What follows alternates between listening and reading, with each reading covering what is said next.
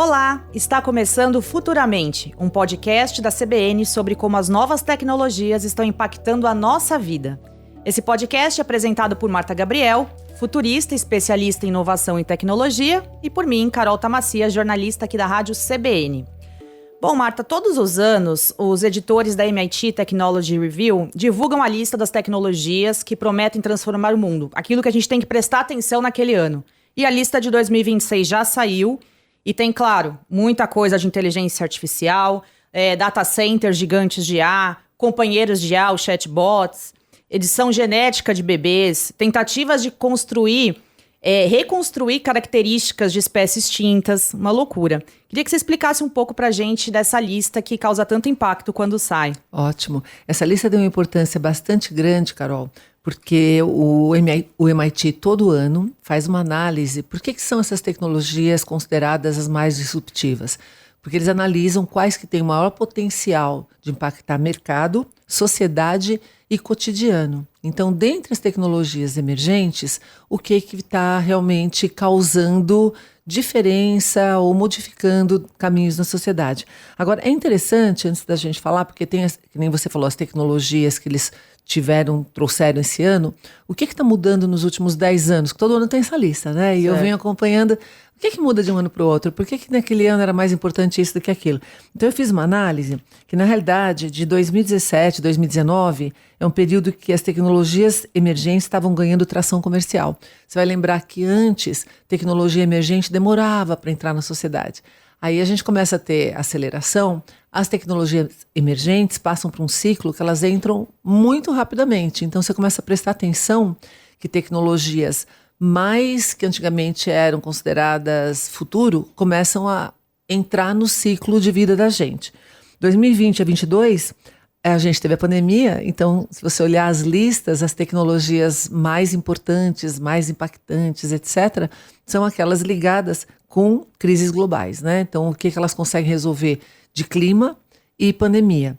Quando a gente pega de 23 para 24, a IA entra em cena, obviamente, né? A gente teve a popularização do ChatGPT, e não só o ChatGPT, a gente tem falado isso aqui recorrentemente.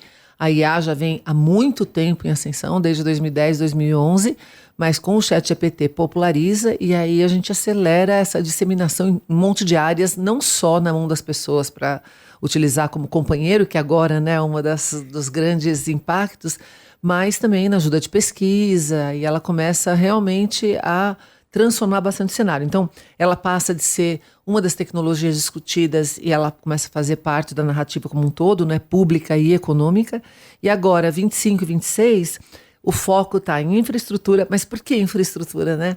Porque a gente começa a ter os impactos da geração de IA e construção de data centers em vários lugares do planeta, etc. Então, você conseguir tecnologias melhores. A gente também tem as baterias. Uma das tecnologias da lista aqui são baterias melhores, com menos impacto, que duram mais, etc, etc. Com o crescimento muito acelerado da tecnologia hoje, ela vai ganhando um espaço muito grande na nossa vida. E com isso, essas tecnologias refletem isso, né?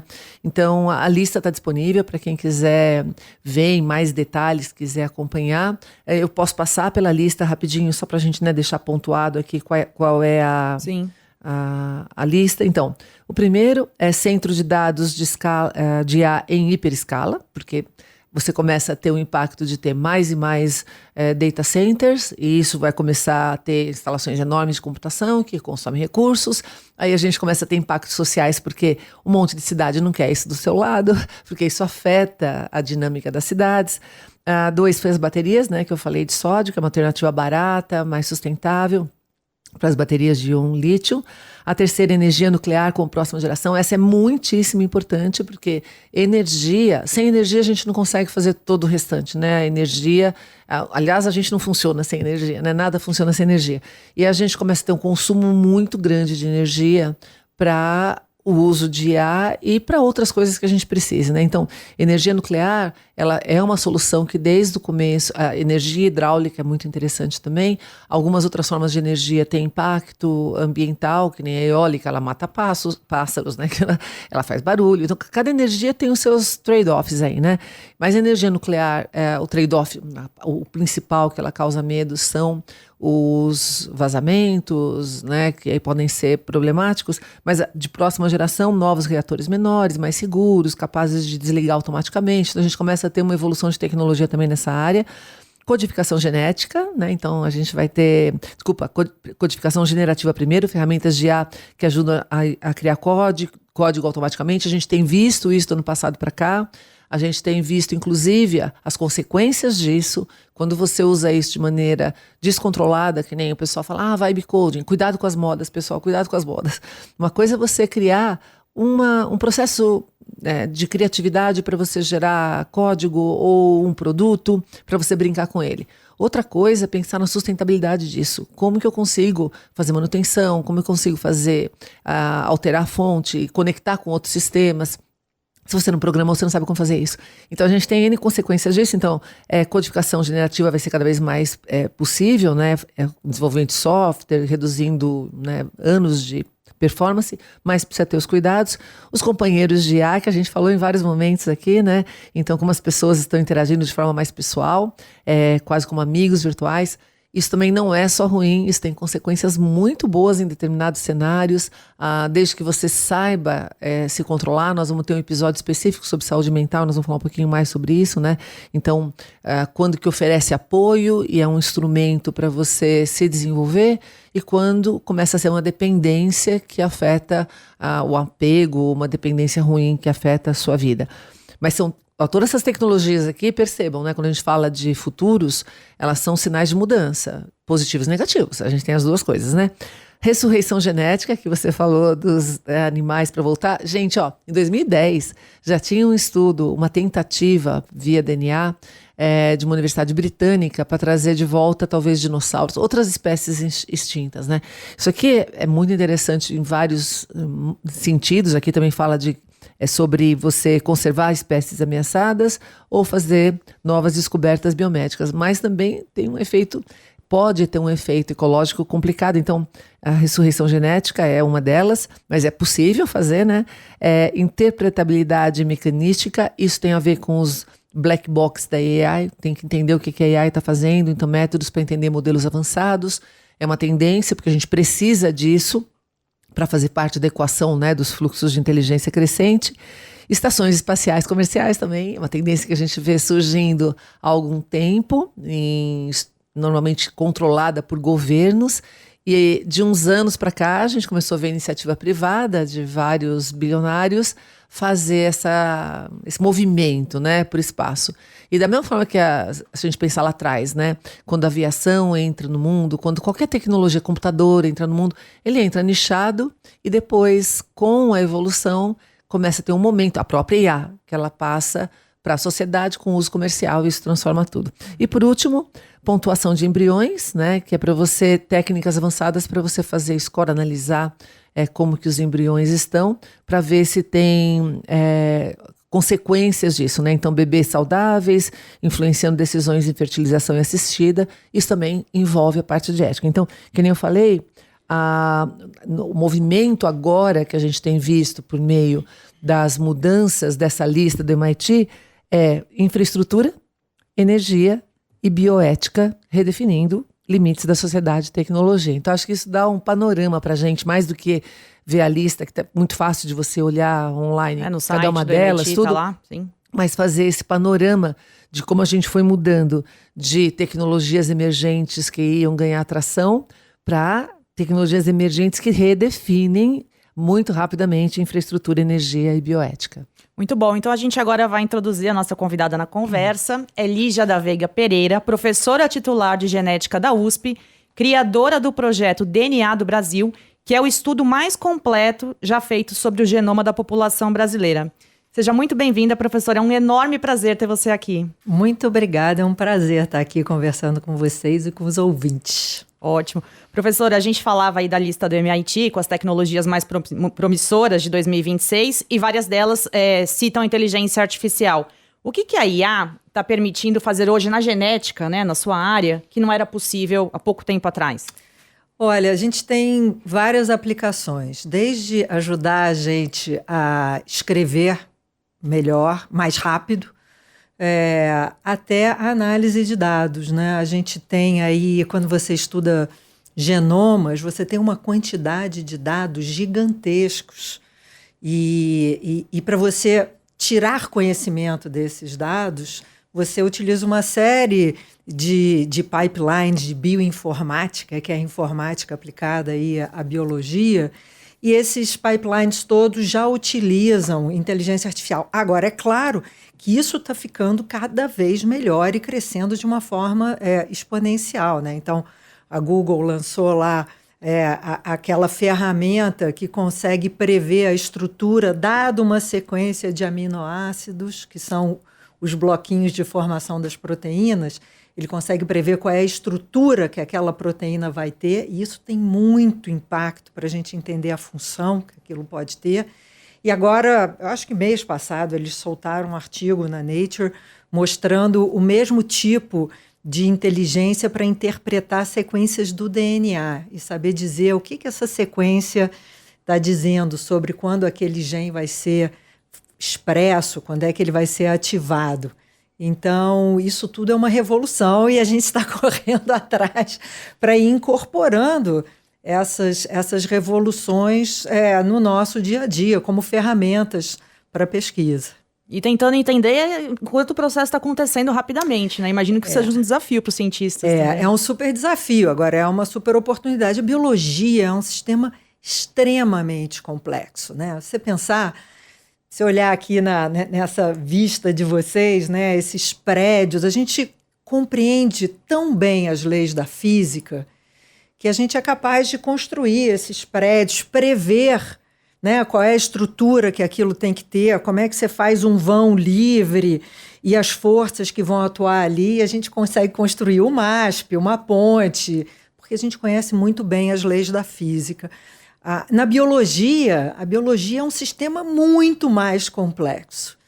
E a gente não conhece tão bem as leis da biologia ainda. Então, enfim, essas ferramentas de IA talvez não, com certeza, vão ajudar a gente a acelerar a construção desse conhecimento, né? Isso é bem legal para falar, porque a gente tem falado de IA aqui, né, quase que em todos os nossos episódios, mas aonde ela realmente agrega valor são nos processos complexos. Porque nos processos complexos, o cérebro humano não consegue dar conta. A gente não consegue enxergar correlações quando a gente tem sistemas complexos. Por isso que às vezes uma coisa que parece pequenininha, quando a gente vê catástrofes, né? Às vezes, um detalhe que passou batido por todo mundo é o gatilho para desencadear uma coisa horrorosa, porque é sistêmico e você não consegue enxergar a complexidade. Então, eu brinco que a própria tecnologia está ampliando a complexidade no mundo. E ela, ela é o instrumento que está ajudando a gente a entender essa complexidade. Então, se a gente conseguir fazer esse fluxo, várias áreas muito complexas começam a ficar mais acessíveis ou mais rápidas, né, em termos de desenvolvimento para a gente. Professora, um dos casos que chamou a atenção recentemente, até que está nessa lista que a gente citou agora há pouco, foi de uma terapia personalizada de edição genética aplicada num bebê que tinha uma doença rara e fatal, né? Uhum. Foi ano passado que aconteceu isso. Uhum. Foi bem emblemático porque é uma intervenção que marca uma virada na medicina, a senhora acredita? Assim, e pensando nessas doenças raras, elas vão deixar num futuro próximo, talvez, de ser uma sentença de morte para as pessoas? Pode ser, vai depender muito da natureza daquela doença, né?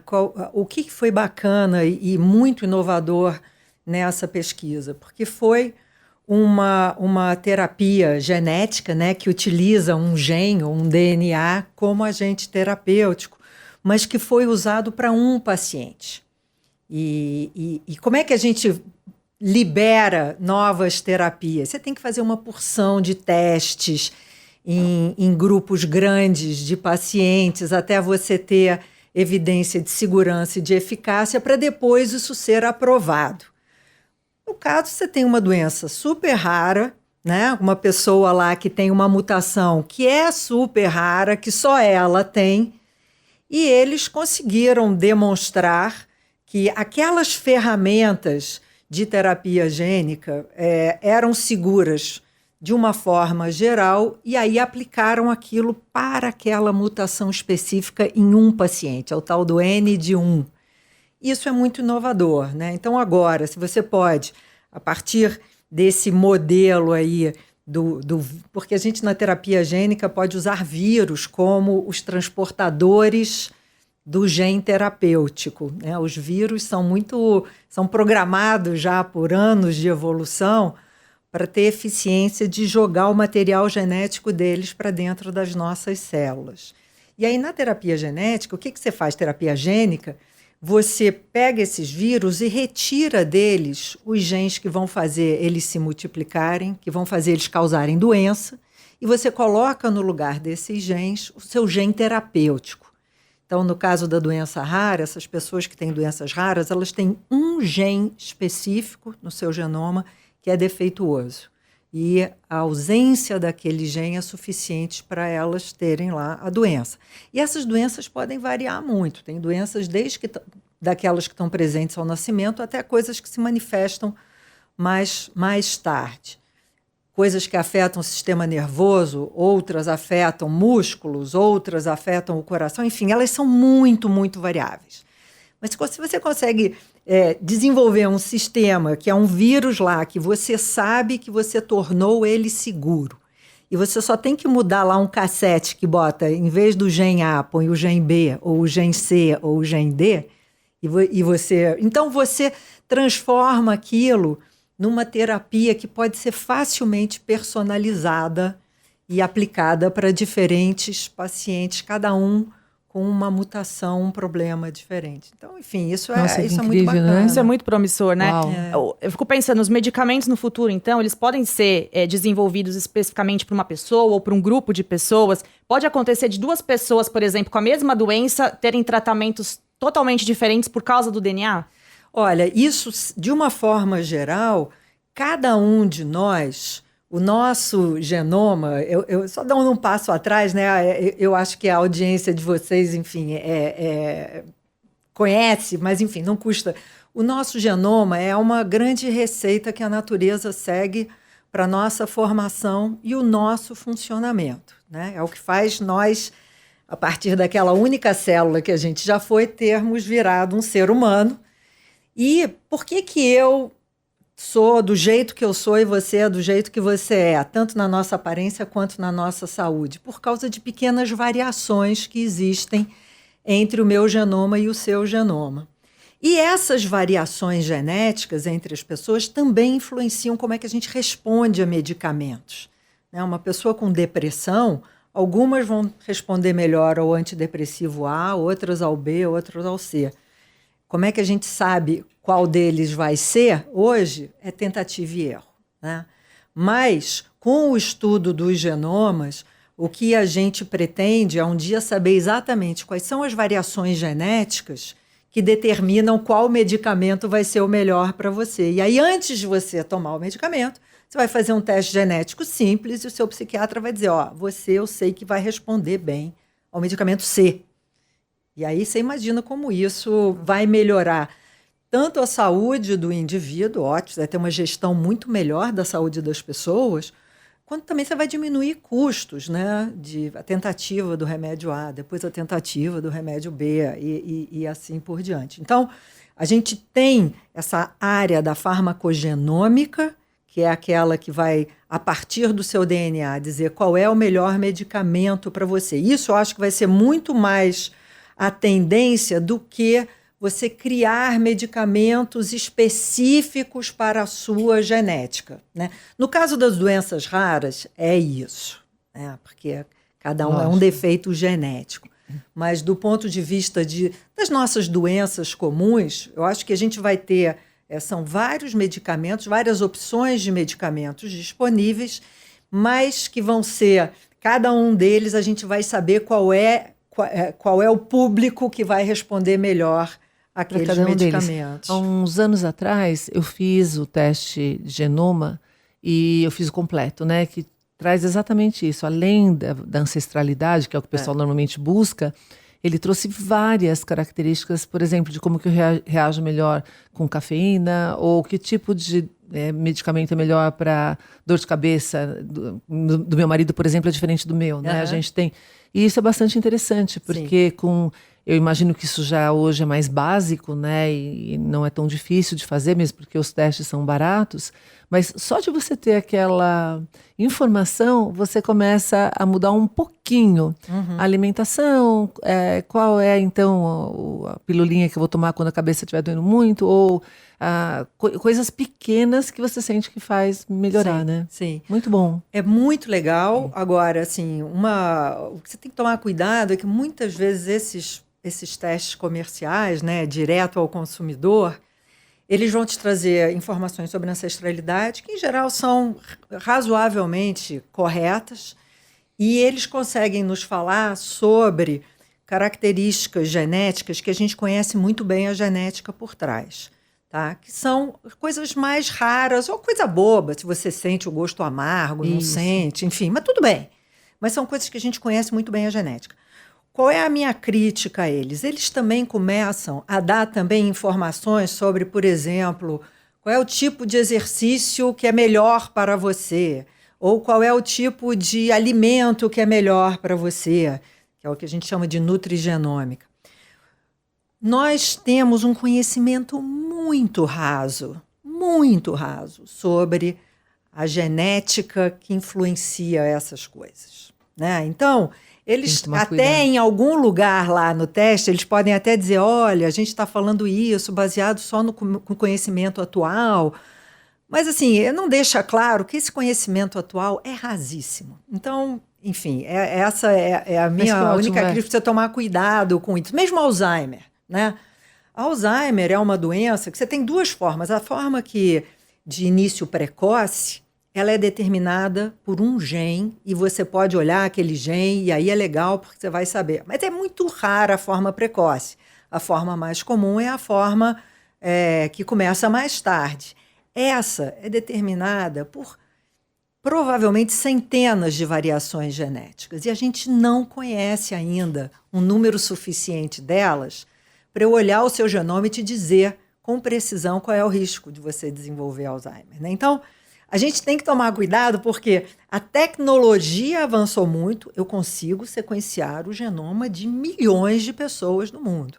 Mas a minha capacidade de interpretar esses genomas ainda é bem limitada para as doenças comuns e as nossas características Até por causa da complexidade, mas é muito legal ter essa pontuação. No que eu fiz não tinha isso, só tinha sensibilidade mesmo para determinados tipos de alimentos ou droga, mas mais tipo cafeína, não era nem o alimento em si, nem uma recomendação.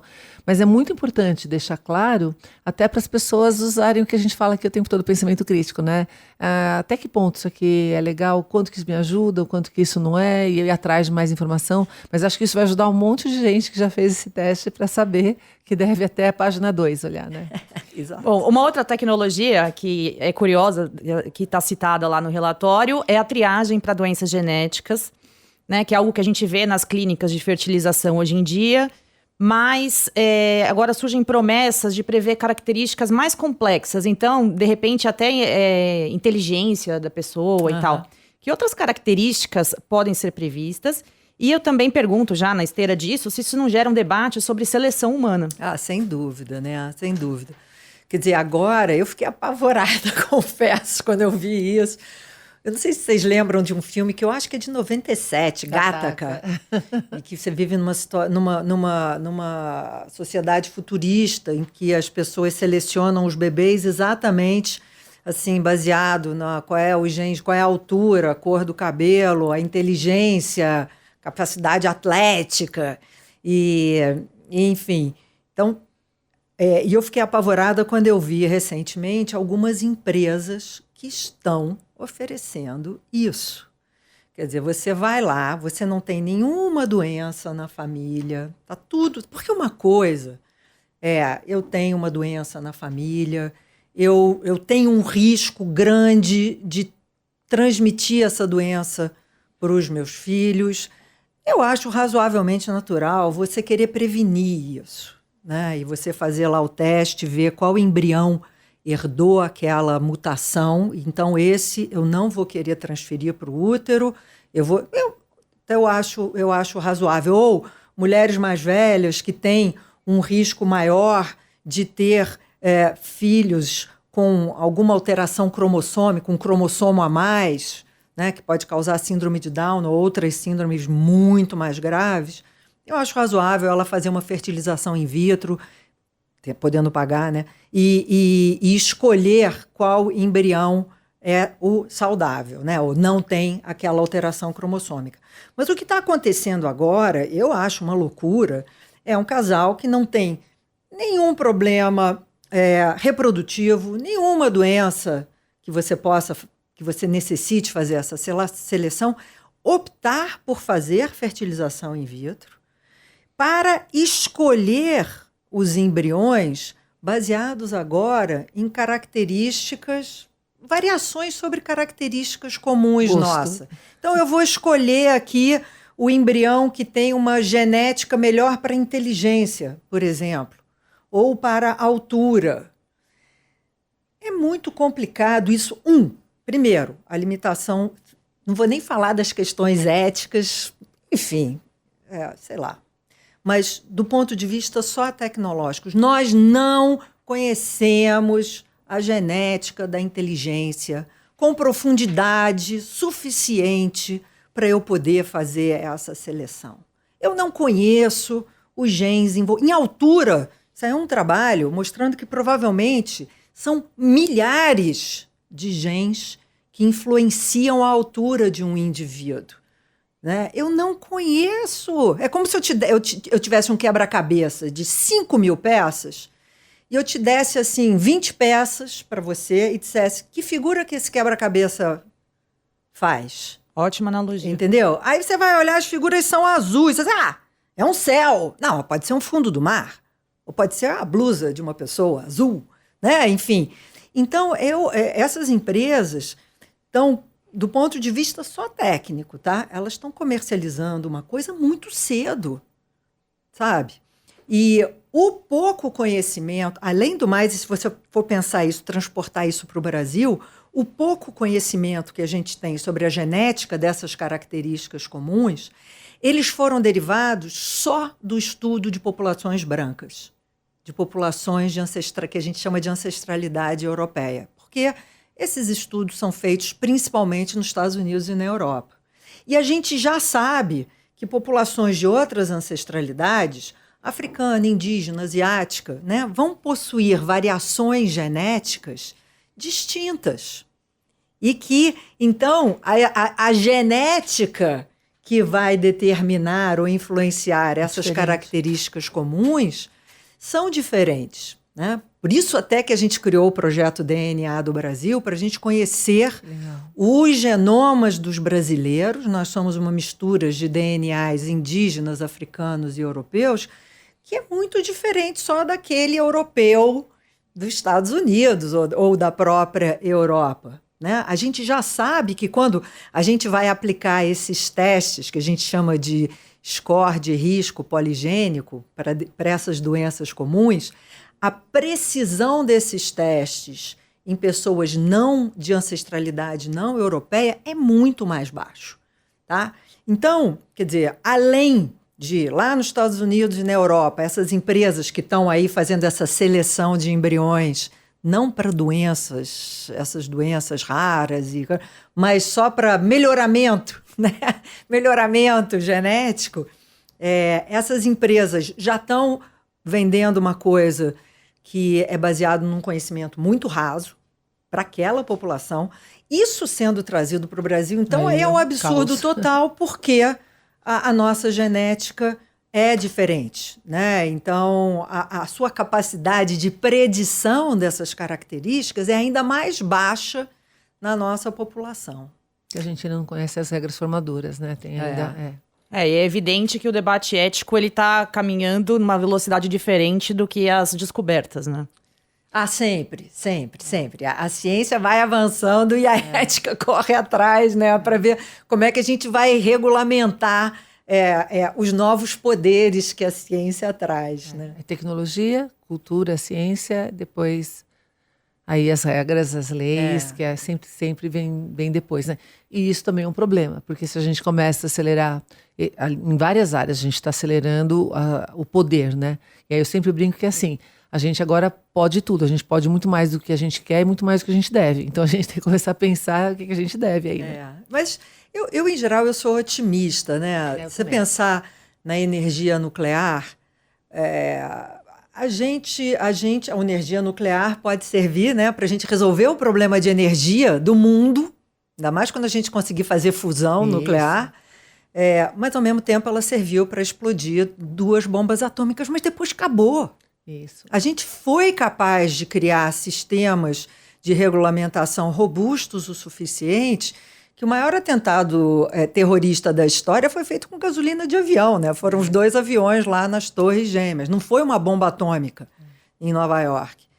Então, enfim, eu sou otimista na nossa capacidade de regulamentar e utilizar bem das novas tecnologias e coibir o mau uso delas, tá? Mas tem que prestar atenção. Isso, tem que prestar atenção para a gente ir no caminho, né, de equilíbrio aí. Isso.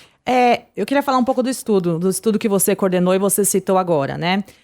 Vou passar aqui para as pessoas. A pesquisa realizou pela primeira vez o sequenciamento completo em larga escala do genoma da população. Foram analisados 2.700 brasileiros de todas as regiões do país. E a pesquisa mostrou que o Brasil é o país com maior diversidade genética do mundo. Pensando, né, a gente falou um pouco que a medicina vai se tornar cada vez mais personalizada. Essa diversidade genética do brasileiro, ela pode ser um desafio ou é uma riqueza nossa? Ela é os 2, tá? Do ponto de vista de ciência, da gente aprender sobre biologia humana, como a gente funciona, é uma enorme oportunidade. A gente pode encontrar aqui, nessas variações e nessa diversidade genética do brasileiro, pistas para a gente entender o funcionamento de doenças, o funcionamento normal do nosso corpo. Então, a gente pode encontrar pistas que levem a uma aceleração de desenvolvimento de novos medicamentos, né? A gente pode achar grandes novidades aqui que vão contribuir muito para uma pesquisa básica e aplicada. Por outro lado, ela é um desafio para a gente poder usar e desenvolver testes genéticos com precisão para a nossa população. A gente fala muito da medicina de precisão ou saúde de precisão, que é essa saúde do século XXI, onde você vai usar também os dados sobre o genoma do seu paciente para gerir a saúde daquele paciente, né?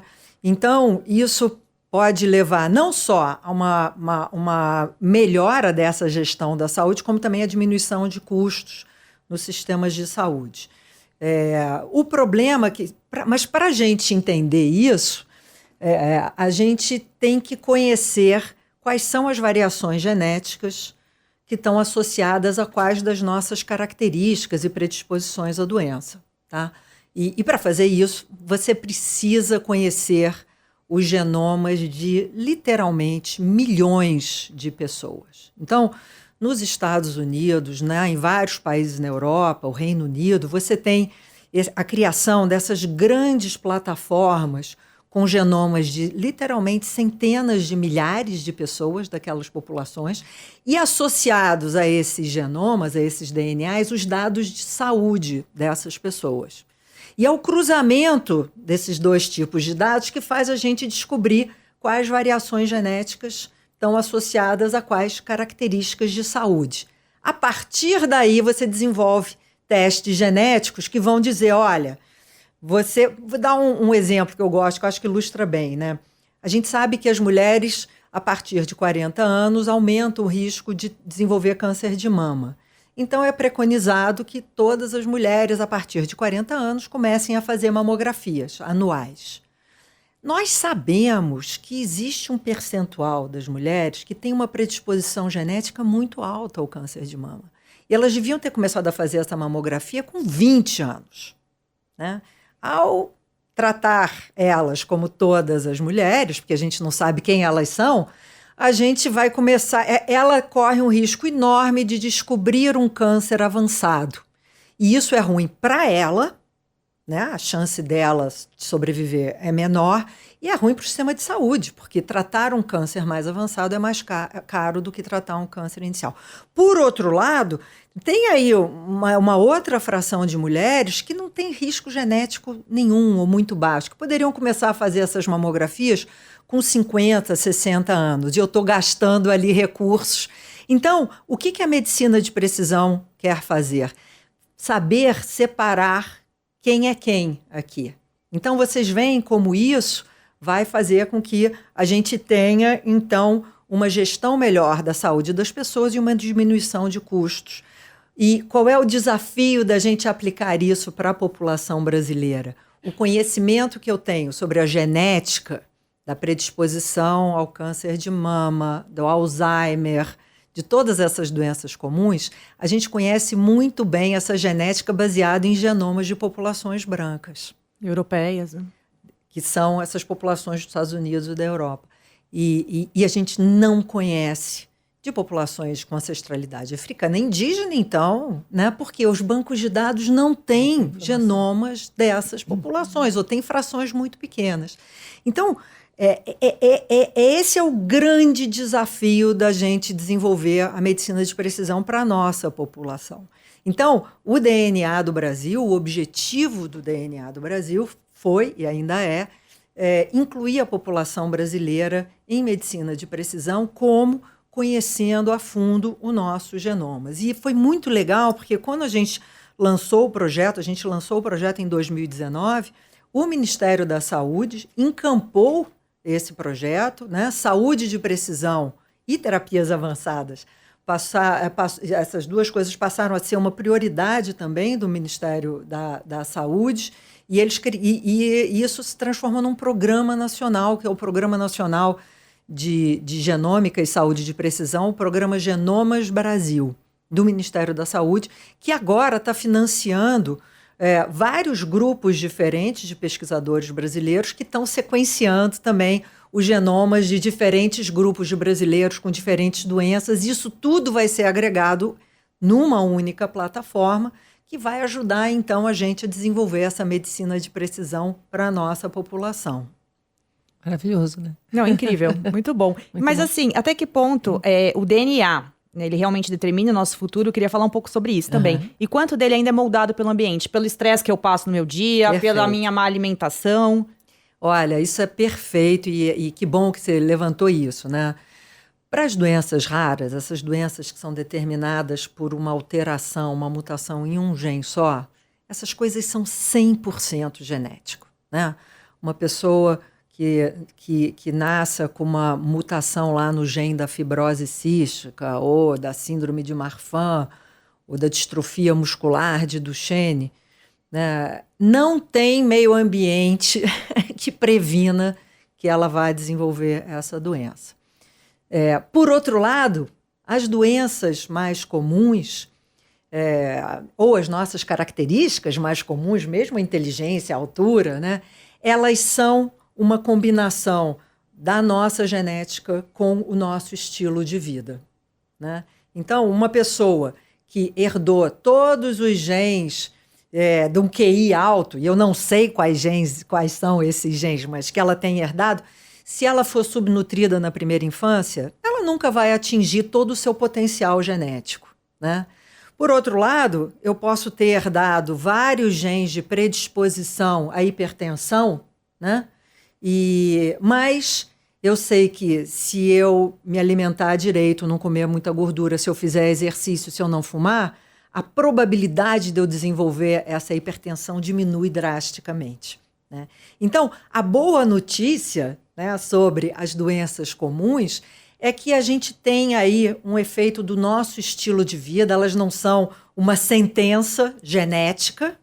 E daí também a importância de eu saber a minha predisposição genética para essas coisas, porque aí eu posso tomar medidas preventivas, né? E com o meu estilo de vida, talvez nunca manifestar essa minha predisposição genética. Bom, a gente está aqui do lado da USP, né? A Rádio CBN fica aqui perto, daqui a pouco a senhora vai para lá. Eu queria saber o que está acontecendo hoje dentro desses laboratórios que surpreenderia o público se a senhora contasse. Tipo, o que a gente não está sabendo que está acontecendo lá dentro? Olha, uma coisa que vocês não sabem que acontece lá é goteira, infiltração. Mas eu acho que a gente deixa isso para lá. Falta de verba no Ministério da Ciência. Tem que falar. Mas, enfim, tem muita coisa acontecendo. E coisas assim, por exemplo, tem gente estudando a bactéria ou o vírus ou a plantinha pela ciência básica, para a gente entender como a natureza funciona. Até gente testando lá a célula-tronco para ver se ela consegue reparar a distrofia muscular no camundongo, né? Você tem uma amplidão muito grande. E essa pesquisa básica é fundamental também. Né? Você pensar esse CRISPR, que é essa ferramenta de edição genética que permite a gente, com a maior eficiência, ir lá no genoma de uma célula, de um embrião e fazer uma modificação genética, ela foi descoberta por um grupo que estava estudando como bactérias se defendiam da infecção por vírus, né? Imagina, os pais daquele cientista deviam morrer de decepção. Dizer, o que seu filho estuda? Ele estuda como é que é a bactéria. Saco. Não dá nem para explicar, e acabaram descobrindo uma ferramenta molecular que funciona em células humanas, que revolucionou. Então, a pesquisa básica é fundamental. A gente nunca sabe, né, qual conhecimento vai poder ter utilidade para a gente. Então, são essas coisas todas que acontecem, não só na USP, mas em todas as faculdades e centros de pesquisa no Brasil. Nós temos pessoas muito, muito, muito talentosas no país, tá? O que falta é um reconhecimento de que ciência é um investimento, tá? Que os países desenvolvidos, eles investem um percentual significativo, né, do seu PIB em ciência, porque essa é a forma de um desenvolvimento econômico, vamos lá, atenção, né, porque parece que só quando é econômico que interessa, o pessoal gosta, né? mas social também, saudável de uma nação, né? Então, enfim, desculpa, mas quando me dão um microfone eu tenho que falar. Não, mas a gente fica muito feliz, né? Que é muito feliz que você está falando, que é muito rico para a gente, né? Ouvir esse outro lado. E isso que você fala da ciência, a gente também é fã assim, da ciência. E ontem eu estive num evento de tecnologia e teve uma apresentação de uma empresa chinesa. E eles contando que na China não é só o governo. Isso que é importante na cultura, né? As empresas também investem uma boa parte do que elas têm de retorno para a pesquisa, porque é assim que elas conseguem fazer, né, desenvolvimento e pesquisas assim, que nem eu brinco que as pessoas falam, não, mas as pesquisas têm que estar mais alinhadas com as coisas do mercado. E a gente fala assim, gente, é justamente numa pesquisa que alguém fez em alguma outra área, tem que ter esse equilíbrio, né, entre liberdade do que você está a fim de entender. Tem pessoas que conseguem enxergar coisas que elas estão incomodadas, que mais ninguém se incomodou com aquilo. E é naquilo que ela vai achar um caminho que ninguém mais viu. Então, esse equilíbrio é fundamental e sem investimento isso não acontece, né? Você acaba perdendo. Então, ótimo. Ó, o maior alerta aqui é isso, ó. Empresas, patrocinem pesquisa. E pode tirar as goteiras também, porque os pesquisadores precisam estar numa condição bem gostosa para poder trabalhar. Professora, para a gente encerrar, você pode dar para a gente uma dica de um livro, uma série, um filme, algo que consiga contribuir com a nossa discussão aqui? Que a gente tem. Legal. Olha, tem um livro muito legal chamado A Decodificadora. A Decodificadora, da editora Intrínseca, que conta a história da descoberta do CRISPR, né, dessa ferramenta. É a história da Doudna, que ganhou o prêmio Nobel, com uma outra pesquisadora francesa. E é muito legal porque ele também faz um beabá, assim, dá ensina e comunica bem todas essas tecnologias genéticas, né, de manipulação genética. E aí tem um filme, um documentário na Apple, que eu acho que ele é muito importante ser assistido nesse momento em que a gente está aí com essa expectativa gigante sobre uma possível nova terapia para lesão de medula, a polilaminina, enfim, que se chama The Human Trial.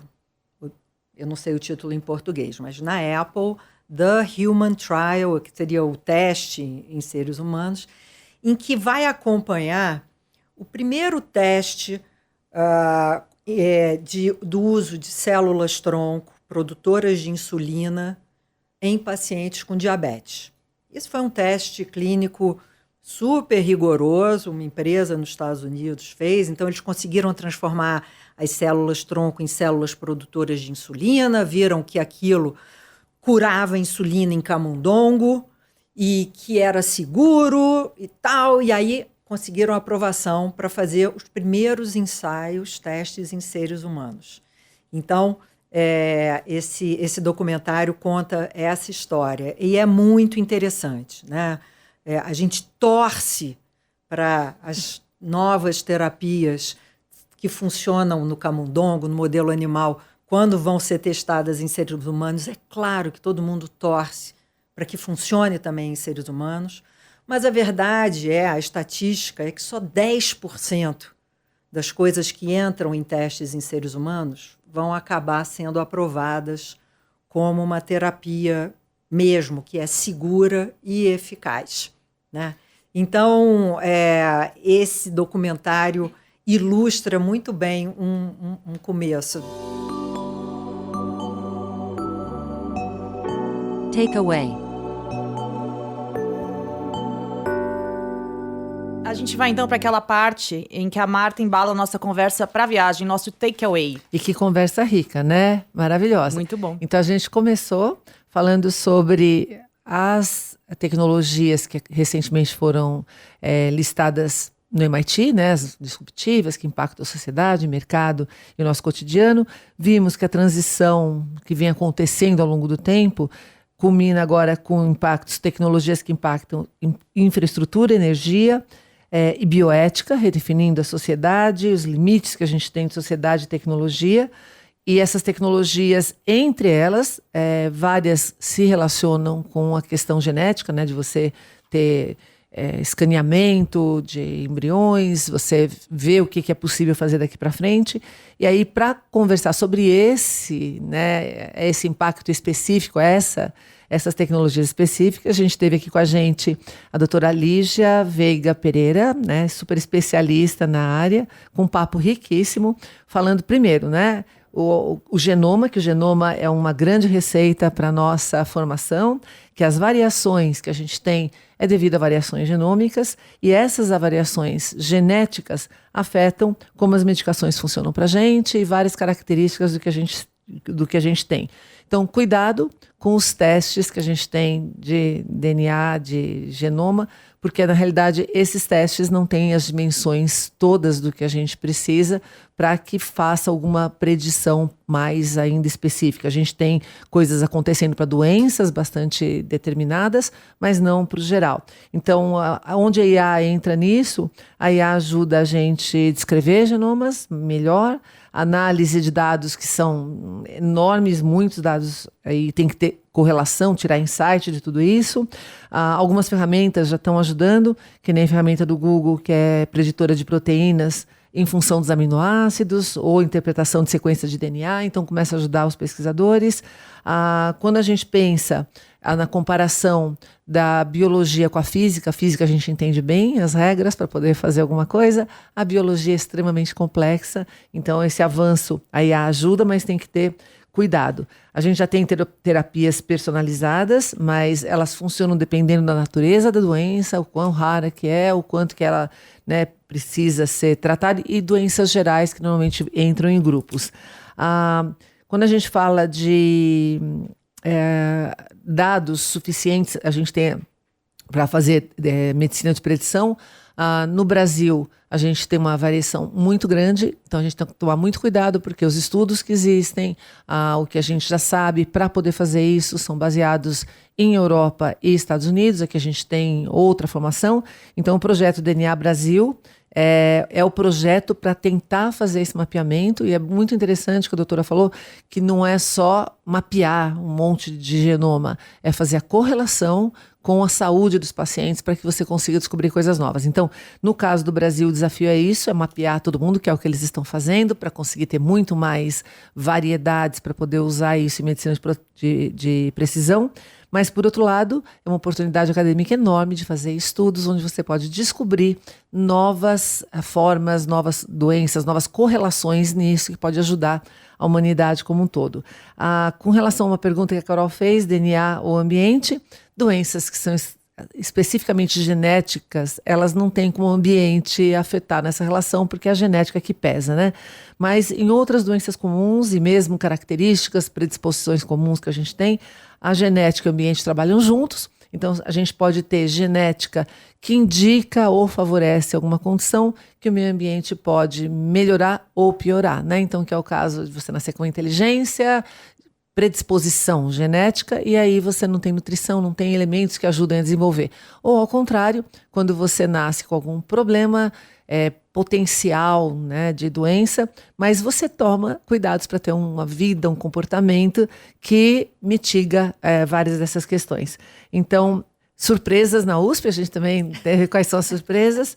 Então, a goteira, e fica aqui o alerta, acho que a mensagem mais legal desse nosso episódio, vamos investir mais, porque essas áreas são áreas que têm um potencial enorme de fazer uma humanidade mais saudável, mais sustentável, mas o alerta pesquisa básica é importante, fundamental, tanto quanto a pesquisa lá da ponta com as tecnologias, porque ela pode revelar funcionamentos, estruturas que eventualmente você não vê lá na ponta, né? E aí ela citou o CRISPR, que realmente há anos, e é do CRISPR que vem um monte também de questões genéticas do que a gente pode ou não pode fazer. Inclusive, para entender melhor isso, ela trouxe 2 dicas. A decodificadora, que conta a história da Jennifer Doudna, que é a pesquisadora, né, desse grupo que conseguiu desenvolver o CRISPR, e de Human Trial, que está na Apple, que também conta essa história. Aliás, aí eu vou dar a minha recomendação, tem um TEDx, eu descobri o CRISPR lá atrás, eu tenho livros de 2016, 15, com TEDx dela mesmo, contando como é que foi esse processo, né? Então é bem interessante, tanto que num desses TEDx ela fala que quando ela percebeu que isso poderia ser usado para, né, usos que ela não gostaria, ela começou a ficar preocupada com o impacto dessa tecnologia, ou metodologia, né? Tem outros, que eu falei um pouquinho aqui, que é o Explain, tem lá o Designer Babies, que é bem interessante para você entender aonde que a genética pode afetar e aonde pode entrar a questão ética, e o Gattaca, que é um clássico, que quem não viu está atrasado aí algumas décadas. Então, com isso, a gente teve um episódio riquíssimo e eu acho também muito importante para a gente pensar nos próximos passos de integração, não só de tecnologia com o nosso desenvolvimento, mas também com a nossa parte mais básica, formadora, como é que ela pode desenvolver e ajudar nos caminhos da humanidade. Então é isso, super obrigada, Lígia, foi incrível o episódio com você, obrigada, Carol. Foi muito bom. Muito bem, futuramente vai ficando por aqui. A gente se encontra na próxima terça-feira com mais um episódio. Você pode encontrar a Marta enquanto isso no Instagram, @MartaGabriel. Pode mandar um e-mail também para o futuramente@cbn.com.br. Esse podcast pode ser assistido no Spotify ou no YouTube também.